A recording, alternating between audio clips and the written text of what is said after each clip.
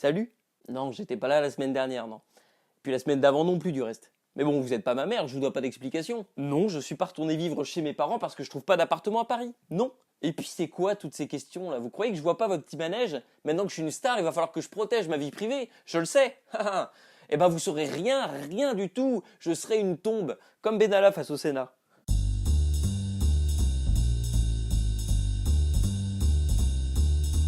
Cette semaine, je propose un petit baromètre des politiques. Le principe est très simple. Une connerie, 1 point. Une grosse connerie, 2 points. Subjectivité totale, hein, si je zappe l'info ou que ça m'intéresse pas, le politique escroc passe entre les mailles du filet. C'est injuste, mais tant pis. Ça vous rappellera le système démocratique français. Alors, par qui on commence? Tiens, Nicolas Dupont-Aignan, un habitué.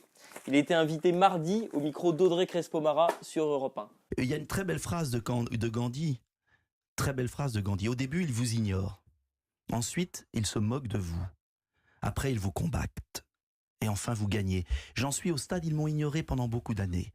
Ils se sont moqués de moi, ils me combattent. C'est très bon signe, je le prends comme un honneur. Et ce qui compte, c'est la vérité des votes. Eh Dédé, t'as les résultats du cadre des sondages là aux dernières élections? Ouais, c'est 1,7% en 2012 et 4,7% en 2017. La vérité des votes donc. Allez, 2 points pour Nelson Mandela. Ensuite, qu'est-ce qu'on a? Emmanuel Macron, tiens, qui après avoir reçu le président chinois, a appelé à un multilatéralisme fort. Multilatéralisme fort, ça fait directement 10 points au baromètre des expressions faussement intellectuelles et totalement vides de sens. Alors oui, c'est un autre baromètre, c'est un peu hors sujet, mais bon, avec Macron, on commence à s'habituer. J'essaie de courir et de faire, un peu de tennis aussi, mais pas de foot. Oh non! Bah non, j'en fais plus parce que j'en ai fait...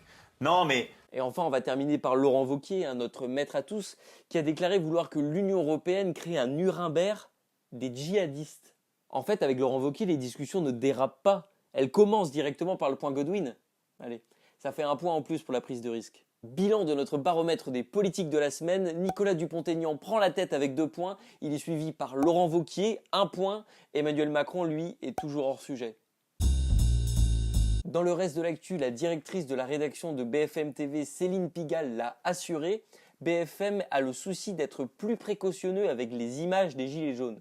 Eh oui, oui monsieur, il y a une éthique journalistique. Une fois qu'ils ont soigneusement récupéré sur internet des images de violence, ils les transfèrent avec délicatesse sur leur serveur et ensuite ils les diffusent en boucle toute la journée avec douceur et subtilité. Le président chinois qui était en France cette semaine a conclu avec Emmanuel Macron des accords sur le climat. Problème, il a également acheté 300 Airbus. Bah ouais, pour le président chinois, la cohérence c'est un petit peu comme les droits de l'homme, hein, il s'embarrasse pas trop avec. La télémédecine a le vent en poupe. Plus de 8000 téléconsultations ont déjà été remboursées par la sécurité sociale en seulement 6 mois. Mais c'est de la merde la télémédecine, ça marche pas. D'ailleurs, ça m'étonnerait pas que Robert Ménard soigne sa xénophobie avec des téléconsultations. Ça expliquerait pourquoi le gars creuse la tombe du vivre ensemble depuis 10 ans. La colonisation, ça s'appelle du révisionnisme, ça? Non, la colonisation, ça n'a pas été que mal, il y a eu des choses positives. Météo, cette semaine, on attend du soleil sur le pourtour méditerranéen, des nuages sur le nord et des oiseaux mazoutés sur La Rochelle. Demain, nous fêterons les Gladys. Tout de suite, c'est la Star Academy avec Nico Saliagas. À demain! Enfin, depuis le début des débats sur le Brexit, un homme tire son épingle du jeu. Il s'agit de l'homologue de Richard Ferrand en Angleterre, le président de la Chambre des communes, John Bercow. Il est responsable de la bonne tenue des débats et il a une manière très personnelle de demander le calme aux députés. On regarde. Sit order, I know what I'm doing. Order, order, order, order, order, order, order.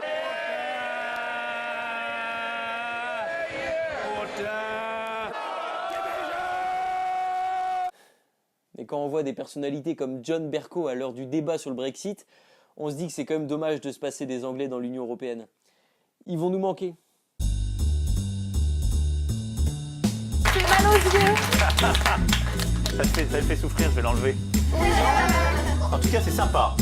Ça, merci beaucoup. Vous allez le mettre un jour? Bah, je vais le mettre pour courir.